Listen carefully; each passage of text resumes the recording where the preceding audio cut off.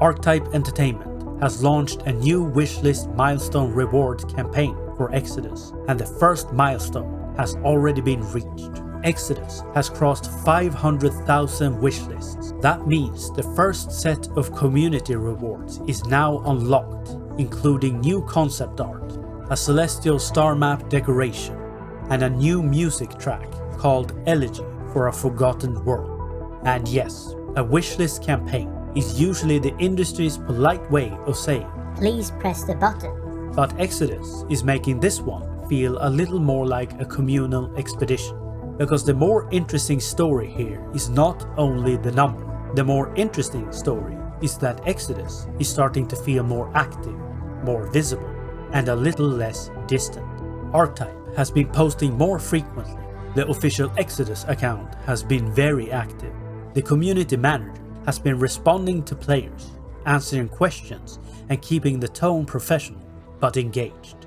And now, with this milestone campaign, the game's pre-launch rhythm seems to be accelerating. The story is not just 500,000 wishlists. The story is that Archetype appears to be moving Exodus into a more active pre-launch phase. And the rewards themselves matter, because they are not only small bonuses. They are pieces of atmosphere.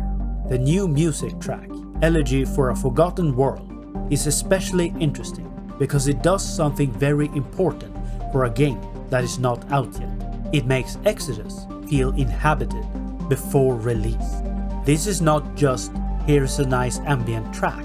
It feels alive, like the world already has a pulse.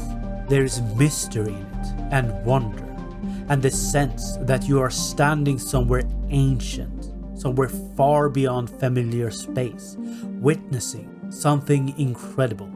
Not safe exactly. There is a hint of danger underneath it, but the dominant feeling is not fear. It is discovery. Mass Effect had that feeling. The Expanse has that feeling. Exodus is clearly reaching for that same science fiction question. What is waiting at the final frontier? And for a few minutes, Elegy for a Forgotten World makes that question feel playable. The concept art is also worth looking carefully at, not because every image is part of some hidden ARG, or because we need to start reading secret codes into every wall texture like exhausted space archaeologists, but because Exodus has a habit of putting meaningful world building in plain sight. And this new art is not only pretty, it is loaded with setting logic. One image appears to show June standing before an enormous Deva celestial figure. The scale is almost religious. One traveler in front of something ancient, post-human, and far beyond ordinary human power. Under the Deva celestial, smaller humanoid figures seems to be reaching towards some kind of celestial power.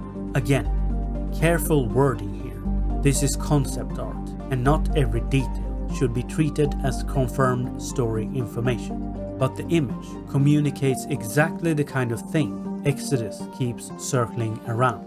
Humanity standing in the shadow of beings that were once human, but have become something else.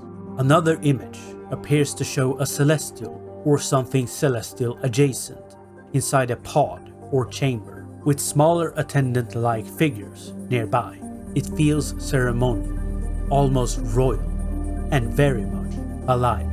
That distinction matters because Exodus is not only showing ruins, it is showing systems, hierarchies, civilizations, biology, power structures, things that existed before June arrived and may not care very much that he has.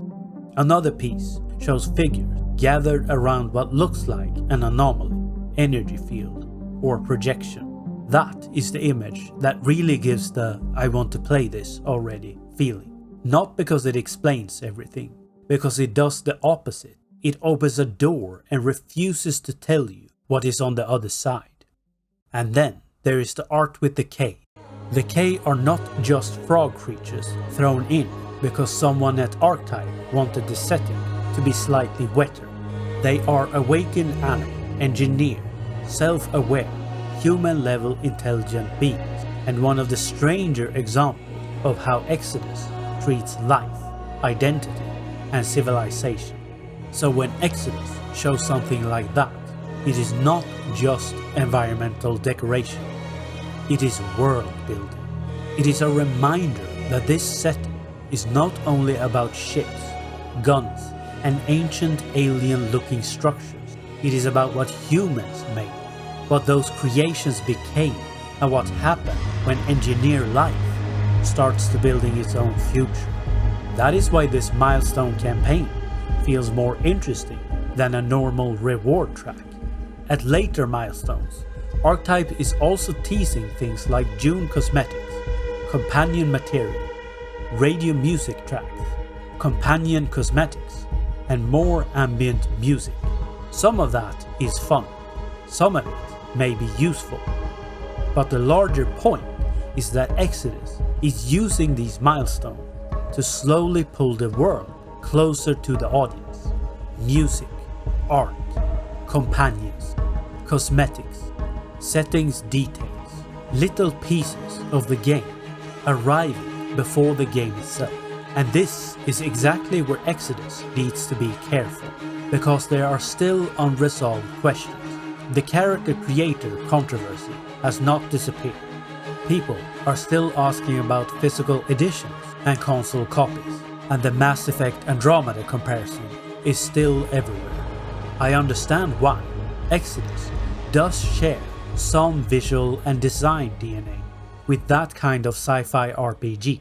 Companions, exploration, strange worlds, advanced technology, and that old BioWare sense of going somewhere far away and not knowing what you will find. But I do not think Andromeda done right is the most useful way to frame Exodus. At least not anymore. Exodus may share some visual design or design DNA with Andromeda, but it is increasingly establishing its own identity. The time dilation premise, the Celestials, the awakened animals, the rot, the idea of humanity scattered across impossible distances and shaped by forces it barely understands. That is where Exodus starts to become its own thing. And that is why this campaign matters. Not because a wishlist number suddenly proves the game will be good. It does not. And not because the concept art and music are the same thing as a finished RPG. They are not. But they do show that Archetype is beginning to move differently. More updates, more interaction, more world building, more atmosphere, more signs that Exodus is coming into focus. Officially, the release window is still early 2027. Personally, I would not be surprised if we get a firm release date sometime this year, especially if this increased cadence continues. But that is a prediction, not a fact. And honestly, as much as I want Exodus to come out already, I would rather Archetype take the time to get it right. Because this is the kind of science fiction RPG that needs to land properly. It needs the mystery. It needs the companions. It needs the world building. It needs the strange frontier feeling. And if this new milestone campaign is a sign of where Exodus is heading, then the game is starting to do something important before release. It is starting to feel like a place, not just a product page, not just a trailer.